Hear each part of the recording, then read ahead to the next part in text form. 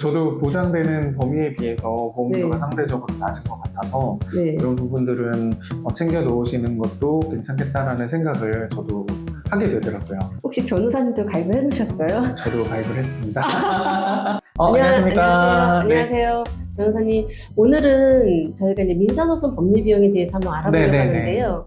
사실은 소송이라는 게 막상 억울하고 화가 나도 일반인들이 소송을 잘 못하는 게 결론은 변호사비 때문이지 않을까 맞아요. 생각해요. 이렇게 네. 그 억울한 일 당하신 의뢰인분들도 상담하다 보면 네. 민사소송 비용에 네. 변호사 비용이 상당히 큰 부분을 차지하고 있고 이런 게 착수금으로 얼마가 이제 들어가야 된다라고 말씀을 드리면 막상 그것 때문에 부담스러워서 진행을 못 하시는 분들도 계시더라고요. 네, 그런데 요즘에 보험 상품들 중에서도 보니까 특이한 상품이 있던데요. 민사소송 법률 비용이라는 특약이 있더라고요. 네, 저도 들어봤고요. 네. 이게 저도 찾아봤는데 민사소송 법률 비용이 크게 두 가지가 있어요. 이제 네. 변호사 보수가 한 부분, 그리고 법원에다가 내는 인지대, 송달료라고 하는 부분, 이렇게 한 부분에서 크게 두 가지가 있는데 네. 그거를 보험금으로 지급을 해주시는 그 상품이 있더라고요. 착수금도 있고 성공보수도 있는데 그런 게 모든 게 다 지급 처리가 되는 건가요? 보통 계약을 할 때 착수금이랑 성공보수를 같이 계약서에다가 명시를 해서 계약을 하시게 돼요. 보통 민사소송 법률 비용에 대해서 담보가 들어간다, 네. 보험에서 나오게 되면 네. 저희가 소송을 했을 때 무조건 그 변호사 비용을 얼마를 쓴다라고 해가지고 그걸 다 보전을 받는 게 아니라 네. 대법원 규칙 중에 변호사 보수의 소송 비용 산입에 관한 규칙이라는 규칙이 있어요. 거기에 정해진 만큼만, 실제로 그 중에서 부담하신 만큼만 상대방한테도 변호사 비용을 청구를 하실 수가 있고 보험금도 그걸 한도로 나오는 걸로 되어 있습니다. 예를 들면 2천만 원이 속가다, 소송 목적의 값이라고 해서 뭐 받을 돈이 2천만 원이 있어서 2천만 원을 청구를 하시는 경우에는 저희가 소가를 2천만 원이라고 하거든요. 소가가 2천만 원인 경우에는 변호사 비용이 그 규칙에 따르면 200만 원, 그리고 소가가 5천만 원인 경우에는 변호사 비용이 440만 원, 그리고 소가가 1억 원인 경우에는 740만 원, 그리고 뭐 5억 원인 경우에는 1340만 원, 이런 식으로 해서 정해져 있습니다. 그래서 딱 그 정해져 있는 비용만큼만 그 상대방한테 승소하셨을 때 청구하실 수도 있고 보험금을 청구하시는 데 있어서도 그 기준 안에서 받으실 수 있는 거예요. 근데 이제 민사소송 법률 비용이잖아요. 이 상품 특징이 그러면 민사만 되는 거잖아요. 그렇죠. 민사소송도 있고 형사소송도 있고 그리고 뭐 행정소송도 있고 가사소송도 있고 여러 가지가 있거든요. 근데 그 중에서 사건 번호가 가짜로 시작하는 그 1심 같은 경우에 가짜로 시작하는 민사소송만 이 특약으로 보장을 받으실 수가 있습니다. 근데 우리나라는 1심도 있고 2심도 있고 3심도 있잖아요. 네네. 민사소송이라는 게 그 각 심별로 지급 처리가 되는 건가요? 제가 여기 특약을 확인을 해봤더니 각 신급별로 1년에 한 번에 한해서 보장이 되는 걸로 되어 있더라고요. 예를 들면 1심은 가로 시작을 하고 2심은 나, 3심은 다 이렇거든요. 그러니까 예를 들면 올해의 단독재판부 같은 경우에는 가단이라는 그 사건 번호가 붙고요.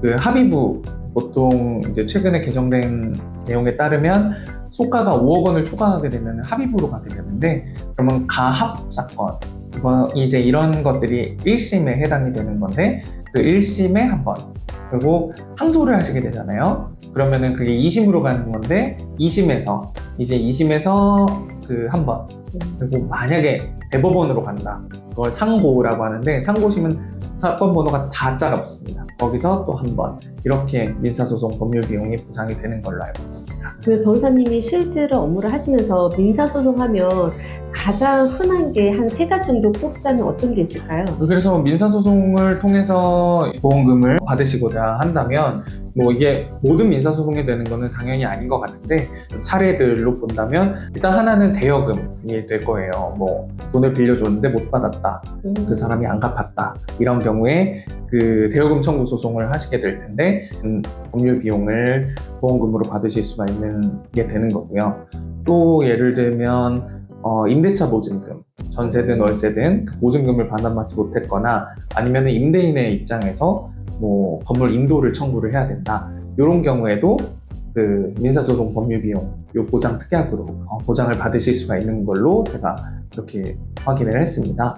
그리고 또 흔하게 하시는 경우에는 손해배상도 있죠. 뭐 이게 교통사고에 의한 것이든 아니면 개인 간의 어떤 그런 분쟁에 의한 손해배상이라고 한다면 그 손해배상 청구 소송에 있어서도 이게 민사소송의 범주에 들어가기 때문에 그 부분을 보험금으로 받으실 수가 있는 거예요. 근데 제가 특약을 조금 봤는데 그 보험사가 면책을 받을 수 있는 그런 그 내용의 민사소송들이 있어요. 예를 들면 보상 제외사항 그렇죠. 보상에서 제외가 되는 사항을 예를 들면 뭐 불가항력에 의한 그런 뭐 지진이나 이런 거에 의한 것이라든지 아니면 뭐 지적재산권 분쟁, 특허나 저작권 이런 것에 관련된 분쟁이라든지 아니면 회사의 그 대표님이나 임원, 이사분들의 입장에서 그런 회사 업무에 관련된 소송이라든지 그럼 변호사님 여기서 회사 업무와 관계된 거면 이건 네. 법인에 대한 거죠? 맞습니다. 근데 개인 사업자의 개인 경우에는 별개죠. 맞아요. 네네. 그래서 개인 사업자분 같은 경우에 예를 들면 어떤 사건이 있었냐면 그 임대인과 그 임대차 목적물에 대한 어떤 분쟁 때문에 소송으로 가시게 된 사례가 있었어요. 근데 이게 사업에 관련이 된 거지만 그분은 이제 회사 임원이나 이런 대표자의 이런 문책사항에 해당되는 건은 아니었기 때문에 개인 사업자라고 한다면 사업에 관련되어서 민사소송으로 이어지는 건들은 이런 그 보장 특약으로 보장을 받으시게 될 걸로 생각이 됩니다.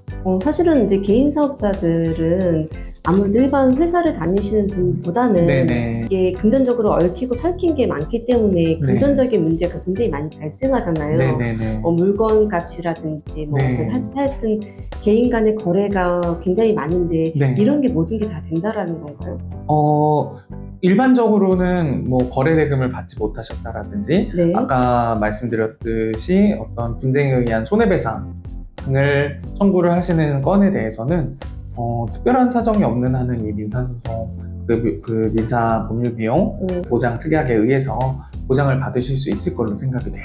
네, 그리고 또 요즘에 사실은 이제 이혼 소송도 굉장히 많잖아요. 네네. 근데 이혼은 부부간의 이혼은 사실은 가사 소송이기 때문에 네. 민사소송 법률 비용에서는 취급이 되지 않겠죠. 네, 맞아요. 하지만 그 피해를 입은 상대방 입장에서는 피해를 준 상대방이 미울 거 아니에요. 네네. 당연히 저는 이제 손해배상을 해야 된다라고 저는 생각을 하는 사람이거든요.